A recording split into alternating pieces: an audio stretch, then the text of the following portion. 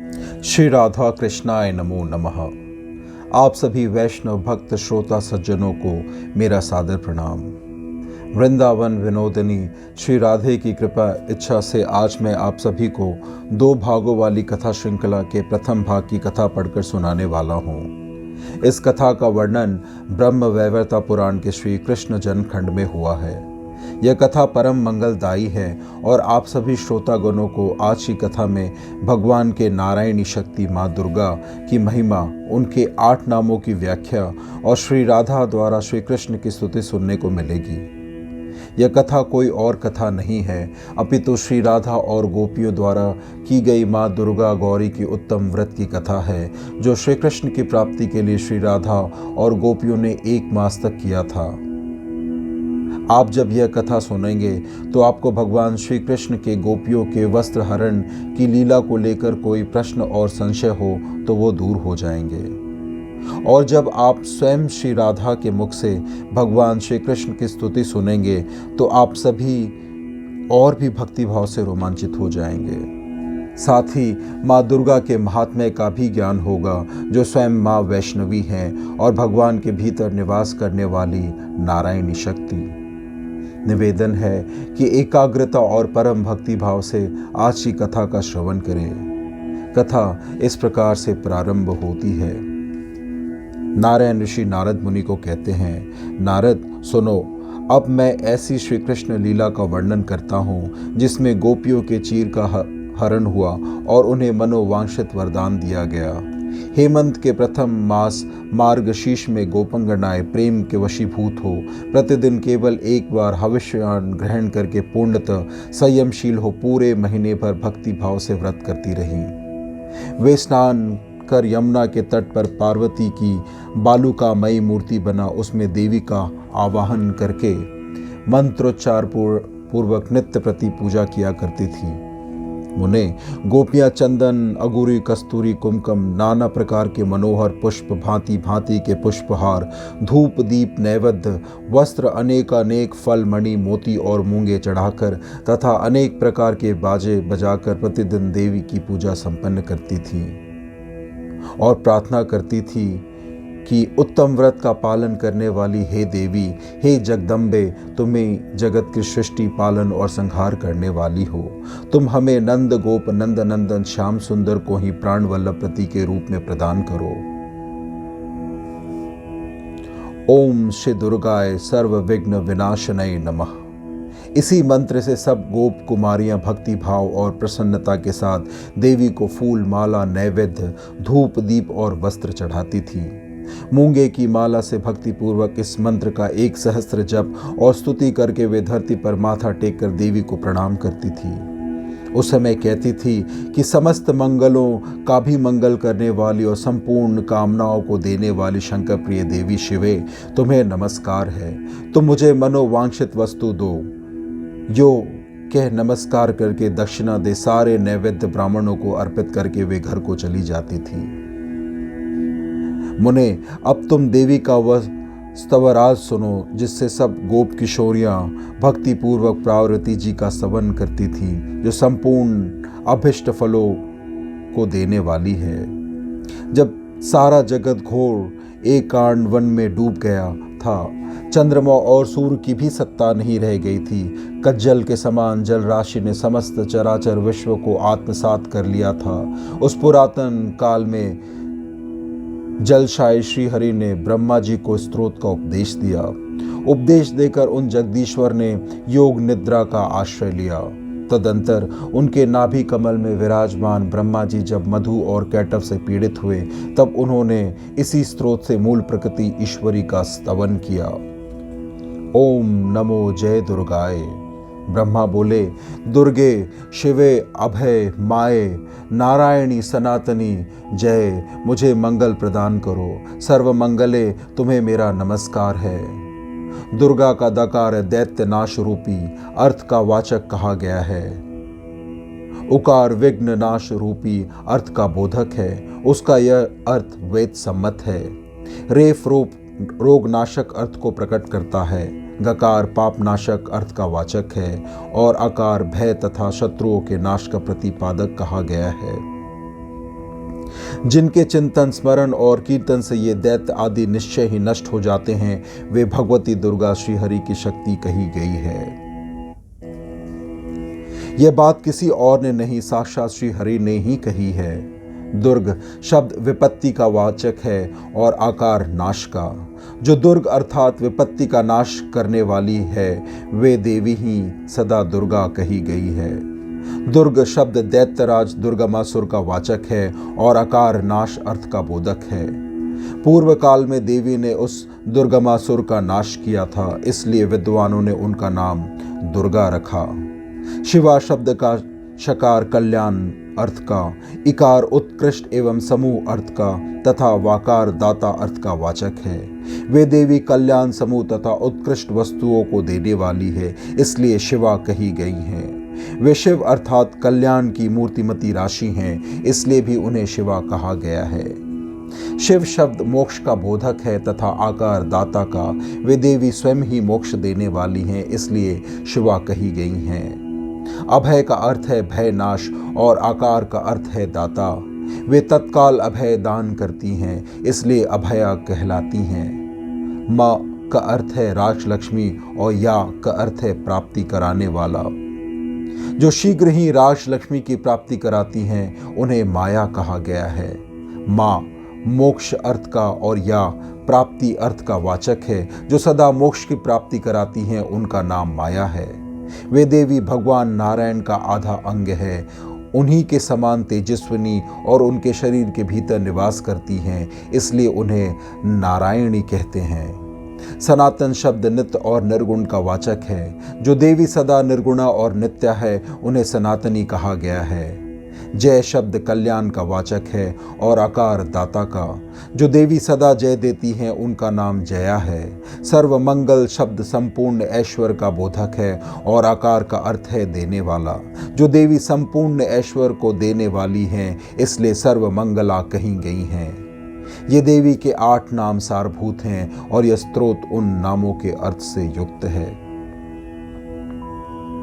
भगवान नारायण ने नाभि कमल पर बैठे हुए ब्रह्मा को इसका उपदेश दिया था। उपदेश देकर वे जगदीश्वर योग निद्रा का आश्रय ले सो गए। तदंतर जब मधु और कैटभ नामक दैत्य ब्रह्मा जी को मारने के लिए उद्धत हुए, तब ब्रह्मा जी ने इस स्तोत्र द्वारा दुर्गा जी का स्तवन एवं नमन किया। उनके द्वारा स्तुति की जाने पर साक्षात दुर्गा ने उन्हें सर्वरक्षण नामक दिव्य श्री कृष्ण कवच का उपदेश दिया। कवच देकर महामाया अदृश्य हो गई। उस स्तोत्र के ही प्रभाव से विधाता को दिव्य कवच की प्राप्ति हुई। उस श्रेष्ठ कवच को पाकर निश्चय ही वे निर्भय हो गए। फिर ब्रह्मा ने महेश्वर को उस समय स्तोत्र और कवच का उपदेश दिया, जबकि त्रिपुरासुर के साथ युद्ध करते हुए समय रथ सहित भगवान शंकर नीचे गिर गए थे। उस कवच के द्वारा आत्मरक्षा करके उन्होंने निद्रा की स्तुति की। फिर योग निद्रा के अनुग्रह और स्तोत्र के प्रभाव से वहां शीघ्र ही वृषभ रूपधारी भगवान जनार्दन आए। उनके साथ शक्ति स्वरूपा दुर्गा भी थी। वे भगवान शंकर को विजय देने के लिए आई थी। उन्होंने रथ सहित शंकर को मस्तक पर बिठाकर अभय दान दिया और उन्हें आकाश में बहुत ऊंचाई तक पहुंचा दिया। फिर जया ने शिव को विजय दी। उस समय ब्रह्मास्त्र हाथ में ले योग निद्रा सहित श्री हरि का स्मरण करते हुए भगवान शंकर ने स्तोत्र और कवच पाकर त्रिपुरासुर का वध किया था। इसी स्तोत्र से दुर्गा का स्तवन करके गोप कुमारियों ने श्रीहरि को प्राण वल्लभ के रूप में प्राप्त कर लिया। इस स्तोत्र का ऐसा ही प्रभाव है। गोप कन्याओं द्वारा किया गया सर्व मंगल नामक स्तोत्र शीघ्र ही समस्त विघ्नों का विनाश करने वाला और मनोवांछित वस्तु प्रदान करने वाला है। व्रजांगनाओं ने 1 मास तक प्रतिदिन बड़ी भक्ति भाव के साथ ईश्वरी का स्तवन एवं नमन किया। जब मास पूरा हुआ तो व्रत की समाप्ति के दिन वे गोपियां अपने वस्त्रों को तट पर रखकर यमुना जी में स्नान करने के लिए उतरी। नारद रत्नों के मोल पर मिलने वाले नाना प्रकार के द्रव्य, लाल, पीले, सफेद और मिश्रित रंग वाले मनोहर वस्त्र यमुना जी के तट पर छा रहे थे। उनकी गणना नहीं की जा सकती थी। उन सब के द्वारा यमुना जी के उस तट की बड़ी शोभा हो रही थी। चंदन, अगुरु और कस्तूरी की वायु से सारा तट प्रांत सुरभित था। भांति भांति के नैवेद्य देश काल के अनुसार प्राप्त होने वाले फल, धूप, दीप, सिंदूर और कुमकुम यमुना के उस तट को सुशोभित कर रहे थे। जल में उतरने पर गोपियां कौतूहलवश क्रीड़ा के लिए उन्मुख हुई। उनका मन श्री कृष्ण को समर्पित था। वे अपने नग्न शरीर से जल क्रीड़ा में आसक्त हो गई। श्री कृष्ण ने तट पर रखे हुए भांति भांति के द्रव्यों और वस्त्रों को देखा। देखकर वे ग्वाल बालों के साथ वहां गए और सारे वस्त्र लेकर वहीं रखी हुई खाद्य वस्तुओं को सखाओं के साथ खाने लगे। फिर कुछ वस्त्र लेकर बड़े हर्ष के साथ उनका गट्ठर बांधा और कदम्ब की ऊंची डाल पर चढ़कर गोविंद ने गोपिकाओं से इस प्रकार कहा। श्री कृष्ण बोले, गोपिया, तुम सब के सब इस व्रत कर्म में असफल हो गई हो। पहले मेरी बात सुनकर विधि विधान का पालन करो, उसके बाद इच्छा अनुसार जल क्रीड़ा करना। जो मास व्रत करने योग्य है, जिसमें मंगल कर्म के अनुष्ठान का संकल्प किया गया है, उसी मास में तुम लोग जल के भीतर घुसकर नंगी नहा रही हो। ऐसा क्यों किया? इस कर्म के द्वारा तुम अपने व्रत को अंगहीन करके उसमें हानि पहुंचा रही हो। तुम्हारे पहनने के वस्त्र, पुष्पहार तथा व्रत के योग वस्तुएं जो यहाँ रखी गई थी, किसने चुरा ली? जो स्त्री व्रत काल में नंगी स्नान करती है, उसके ऊपर स्वयं वरुण देव रुष्ट हो जाते हैं। वरुण के अनुचर तुम्हारे वस्त्र उठा ले गए। अब तुम नंगी होकर घर को कैसे जाओगी? तुम्हारे इस व्रत का क्या होगा? व्रत के द्वारा जिस देवी की आराधना की जा रही थी, वह कैसी है? तुम्हारे वस्तुओं की रक्षा क्यों नहीं कर रही है? श्री कृष्ण की बात सुनकर व्रजंगणाओं ने बड़ी चिंता हुई। उन्होंने देखा, यमुना जी के तट पर ना तो हमारे वस्त्र हैं और ना वस्तुएं ही। वे जल में नंगी खड़ी हो विषाद करने लगी, जोर जोर से रोने लगी और बोली, यहाँ रखे हुए हमारे वस्त्र कहाँ गए और पूजा की वस्तुएं भी कहाँ गई? इस प्रकार विषाद करके वे सब गोप कन्याएं दोनों हाथ जोड़कर भक्ति और विनय के साथ हाथ जोड़कर वहीं श्याम सुंदर से बोली, गोविंद, तुम ही हम दासियों के श्रेष्ठ स्वामी हो, अतः हमारे पहनने योग वस्त्रों को तुम अपनी ही वस्तु समझो। उन्हें लेने या स्पर्श करने का तुम्हें पूरा अधिकार है, परंतु व्रत के उपयोग में आने वाली जो दूसरी वस्तुएं हैं, वे इस समय आराध्य देवता की संपत्ति है। उन्हें दिए बिना उन वस्तुओं को ले लेना तुम्हारे लिए कदापि उचित नहीं है। हमारी साड़ियां दे दो, उन्हें पहनकर हम व्रत की पूर्ति करेंगे। श्याम सुंदर, इस समय उनके अतिरिक्त अन्य वस्तुओं को ही अपना आहार बनाओ। यह सुन श्री कृष्ण ने कहा, तुम लोग आकर अपने अपने वस्त्र ले जाओ। यह सुनकर श्री राधा के अंगों में रोमांच हो आया। वे श्री हरि के निकट वस्त्र लेने के लिए नहीं गई। उन्होंने जल में योगासन लगाकर श्री हरि के उन चरण कमलों का चिंतन किया, जो ब्रह्मा, शिव, अनंत, शेषनाग तथा धर्म के भी वंदनीय एवं मनोवांछित वस्तु देने वाले हैं। उन चरण कमलों का चिंतन करते करते उनके नेत्रों में प्रेम के आंसू मड़ आए और वे भक्ति उद्रेक से उन गुणातीत प्राणेश्वर की स्तुति करने लगी। राधिका बोली, गोलोकनाथ, गोपीश्वर, मेरे स्वामिन, प्राण वल्लभ, दीन बंधु, दिनेश्वर, सर्वेश्वर, आपको नमस्कार है। गोपेश्वर, गोप समुदाय के ईश्वर, यशोदा नंदन वर्धन, नंदात्मज, सदानंद, नित्यानंद, आपको नमस्कार है। इंद्र के क्रोध का भय कराने वाले गोविंद, अपने ब्रह्मा जी के दर्प का भी दलन किया है। काल्य दमन, प्राणनाथ श्री कृष्ण, आपको नमस्कार है। शिव और अनंत के भी ईश्वर, ब्रह्मा और ब्राह्मणों के भी ईश्वर, परात्पर ब्रह्म स्वरूप, ब्रह्मज्ञ ब्रह्म बीज, आपको नमस्कार है। चराचर जगत रूपी वृक्ष के बीज, गुणातीत गुण स्वरूप, गुण बीज, गुणाधार, गुणेश्वर, आपको नमस्कार है। प्रभु, आप अणिमा आदि सिद्धियों के स्वामी हैं, सिद्धि की भी सिद्धू रूप हैं। तपस्विन, आप ही तप है और आप ही तपस्या के बीच, आपको नमस्कार है। जो अनिर्वचनीय तथा निर्वचनीय वस्तु हैं, वह सब आपका ही स्वरूप है। आप ही उन दोनों के बीच हैं। सर्वबीज रूप प्रभु, आपको नमस्कार है।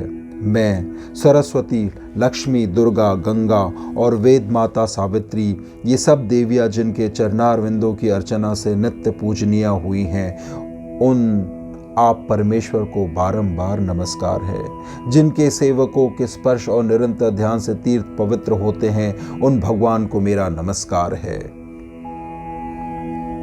यूँ कहकर सती देवी राधिका अपने शरीर को जल में और मन प्राणों को श्री कृष्ण में स्थापित करके ठूठे काठ के समान अविचल भाव से स्थित हो गई। जल में स्थित हुई राधिका ने श्री कृष्ण के चरणारविंदों का ध्यान एवं स्तुति करने के पश्चात जब आंखें खोलकर देखा तो उन्हें सारा जगत कृष्णमय दिखाई दिया। मुने तदंतर उन्होंने यमुना के तट को वस्त्रों और द्रव्यों से संपन्न देखा। देखकर राधा ने इसे तंद्रा अथवा स्वप्न का विकार माना।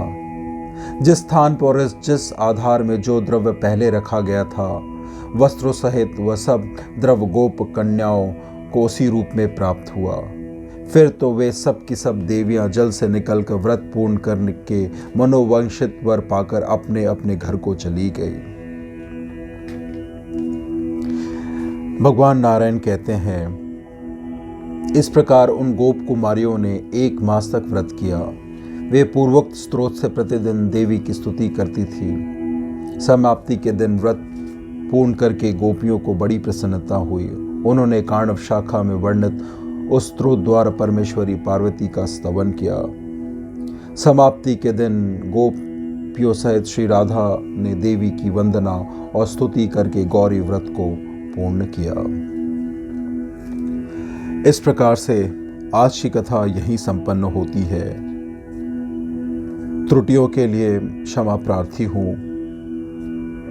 एकाग्रता से इसे श्रवण करने के लिए और अपना बहुमूल्य समय देने के लिए आपको कोटि कोटि नमन।